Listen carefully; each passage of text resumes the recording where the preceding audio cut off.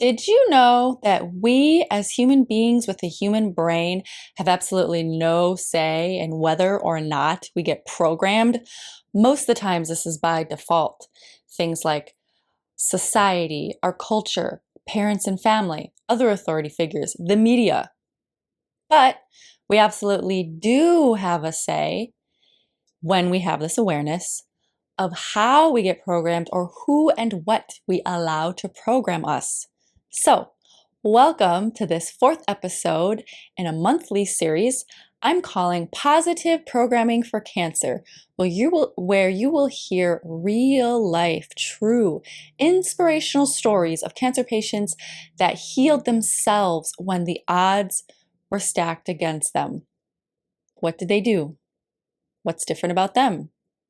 In some cases, it's clear, in others, not so much. Either way, the more your brain hears these types of positive success stories, the more you will believe and come to know that it is possible for you too. That's just how it works. So, hi. I'm Dr. Lisa Matejka, Naturopathic Physician, energy worker, and transformational life coach, and I help those with cancer navigate their journey back to health and wellness to an even better state than before, physically, mentally, emotionally, energetically, and maybe even spiritually. And our star of the day is a young Latina woman named Pilar Davila, and young as in, I'm not exactly sure. At the time, it was like late 30s, early 40s. But she had not been feeling good for a while. She had been feeling pretty much like shit for a while. And pain, abdominal pain started getting worse. So she finally went into the doctor. Now this is 2010 for an ultrasound. They did not want to give her an ultrasound, but she basically convinced them to finally give her an ultrasound, and two large masses were found on her ovary. She ended up being diagnosed with ovarian stromal sarcoma stage 3. Now, the treatment was radical hysterectomy. She went to other gyne oncologists for second, third opinions, and they all said the same thing: radical hysterectomy as the treatment and anti-hormonal medications.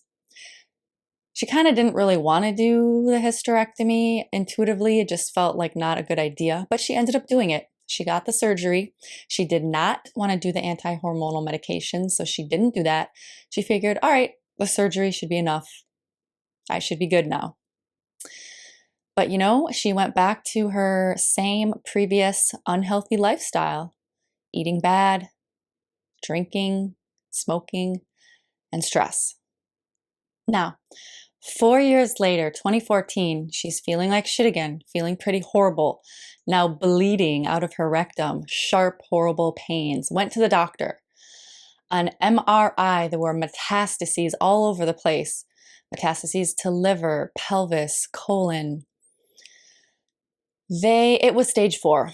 It was stage 4 cancer. And they sent a chaplain into the room because she was told she only had a couple of months to live. She did not do any chemo. She did not do any radiation. She just didn't want to do those things. But she made a decision, and this is a lot of times where the magic happens. She made a decision to take her health into her hands and to take immediate and massive action. So she did a lot of stuff. What did she all do? Let's see if I can even name it all. She definitely changed her diet. She cleaned up her diet. She went vegan. She juiced, her own juices, 8 glasses a day. She did a lot of colonics, that's colon hydrotherapy, cleaning out the colon. She did coffee enemas, 1 to 2 a day. Eventually, she eased up on this, but in the beginning, you got to go all in. She did 1 to 2 coffee enemas a day. She did PEMF, pulsed electromagnetic fields therapy.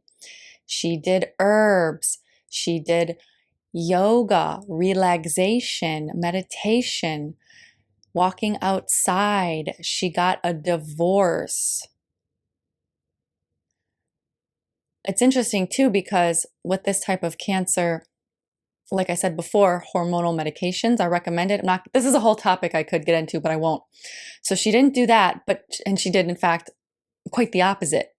She took hormonal herbs like black cohosh and angelica, and she did pretty much the only, like, you could consider it a medical drug that she did is a bioidentical hormone replacement therapy. Although a lot of integrative practitioners and naturopaths do that as well because they're bioidentical. She did that.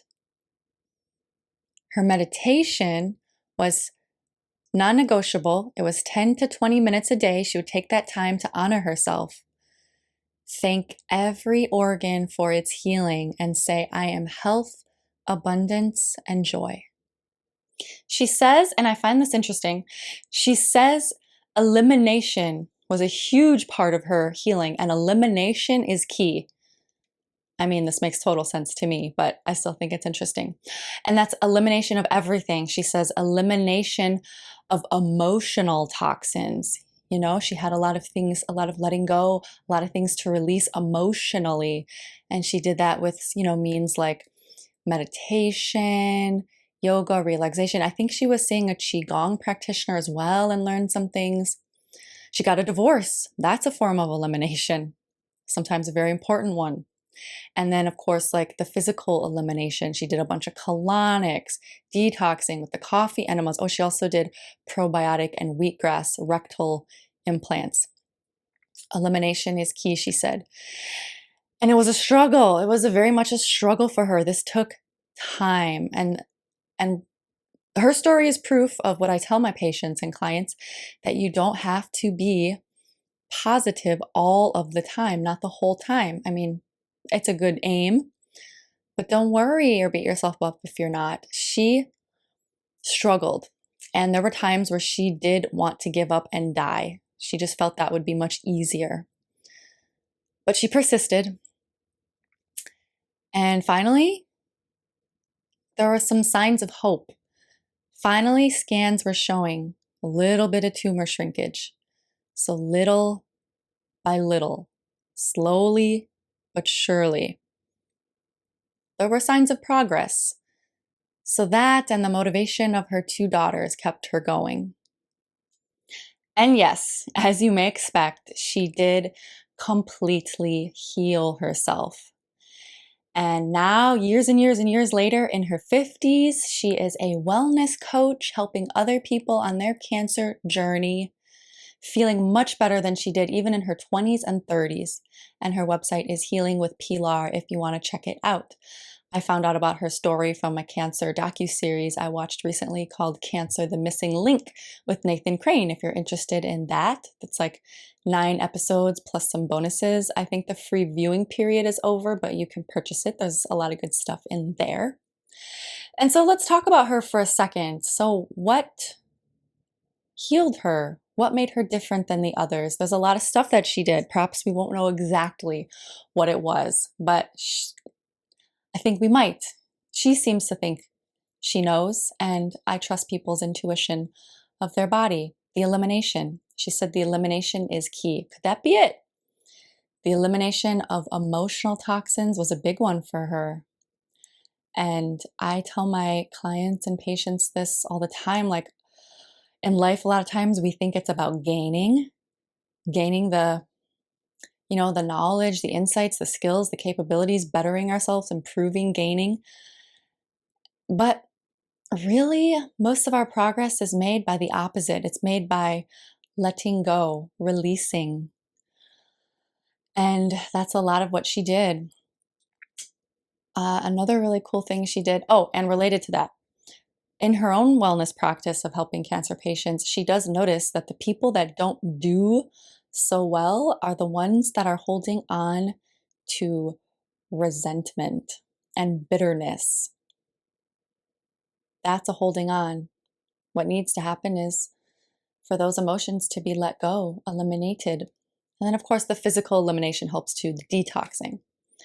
And another really cool thing she did, I didn't mention this, but she would go outside, wave her hands in the air, and say, thank you for my healing, even though she had tumors still all over her body, and she would feel it. And her daughters thought she was insane, but she knew she wasn't. and this is another thing I teach, so there's so many common links here, is the mental rehearsal, the seeing your, loving your future into reality, acting as if, feeling as if now, seeing yourself healthy and well. So there's a lot of good pearls in this one. And then I have a free gift for you. So, yeah, what else helps people to heal? Well, it just so happens there's a bunch of research on this, decades of research by a woman named Dr. Kelly A. Turner, who studied cancer patients who had a spontaneous remission. And this has been updated over the years, and she narrowed it down to 10 common healing factors, 10 things, the really amazing stories of people who had these spontaneous remissions, the 10 things they had in common. So if you want to know what those are, in easier to read article than her scientific literature, an article I wrote with pretty pictures, and it's really great. I'll leave the link in the description box, and you can click that link and get this free guide. It's like 38 pages, but it's really, easy to read, a lot of pictures. And then you'll know even more ways that people have been healing themselves with these types of success stories. So that is it for now. Until next time on Positive Programming for Cancer. Much love.